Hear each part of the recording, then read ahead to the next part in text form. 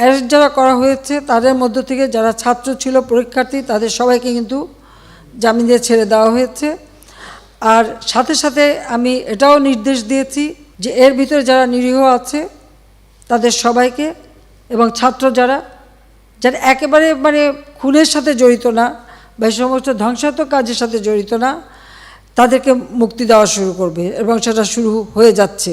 যারা যারা দোষী ঠিক তাদেরকে চিহ্নিত করে তা থাকবে, কিন্তু বাকিরা যাতে মুক্তি পায় সে ব্যবস্থাটা কিন্তু আমরা করে দিয়েছি। তারা যদি এখনও আসতে চায়, কথা বলতে চায়, আমি তাদের সাথে কথা বলতে চাই, তাদের কথা শুনতে চাই, তাদের দাবির কী কী বাকি আছে আমি এটা শুনতে চাই, এবং যেটা আমাদের সাধ্যমতো সেটা আমি পূরণ করতে চাই। আমি এই সংঘাত চাই না। তারা যদি বসতে চায় আমার সঙ্গে, এই আন্দোলনকারীরা, কোটা আন্দোলনকারীরা, আমি তাদের সাথে বসবো, তাদের কথা শুনবো, তাদের দাবি দেওয়া এ পর্যন্ত যা মেনে নিয়েছে আরও কিছু আছে কি না সেটা হয়তো শুনতে হবে। এবং আপনাদের সামনে আমি বলতে চাচ্ছি যেটা দেশবাসীরও জানা উচিত যে আমি কখনোই আমার দরজা বন্ধ করিনি। গণভবনের দরজা খোলা, যখনই এই আন্দোলনকারীরা কথা বলতে চায়, আলোচনা করে সমাধান করতে চায়, আমি তাদের সাথে নিজেই বসতে রাজি। আমি আবারও বলছি যে আন্দোলনকারীরা যদি আলোচনা করতে চায়, আমি এখনও রাজি। যে কোনো সময় তারা আসতে পারে, আলোচনা করতে পারে, দরকার হলে তাদের গার্জিয়ানদের নিয়েও আসতে পারে। সার্বজনীন পেনশন স্কিম, এটা কিন্তু 2008-এর নির্বাচনী স্তরে আমাদের ছিল যে আমরা এটা করব। আমরা বহু সময় নিয়ে এটা অনেক চিন্তাভাবনা করে সার্বজনীন পেনশন স্কিমটা আমরা চালু করেছি, এবং সেখানে কিন্তু বিভিন্ন শ্রেণীর মানুষের জন্য বিভিন্নভাবে সুবিধা আমরা দিয়েছি। যে বিশ্ববিদ্যালয়, স্বায়ত্তশাসিত প্রতিষ্ঠান এবং প্রজাতন্ত্রের সকল বেতনভোগী কর্মচারীদের ক্ষেত্রে সার্বজনীন পেনশন ব্যবস্থায় অংশগ্রহণের বাধ্যবাধকতা বাতিল করে দিয়েছি, একবারে বাতিল করে দিয়েছি।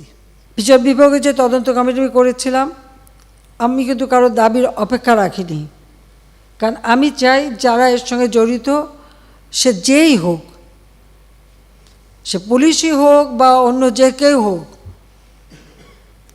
যারা অস্ত্রধারী, যারা এই ধরনের ঘটনা ঘটায়, তাদের সকলেরই তদন্ত হোক, বিচার হোক। এবং এই যে সমস্ত জিনিস জ্বালাও পোড়াও সবগুলি, শুধু ঢাকা না, যে কয়টা জায়গায় এই ধরনের ধ্বংসাত্মক কার্যকলাপ হয়েছে সেগুলি যেন তদন্ত করে যথাযথ বিচার হবে।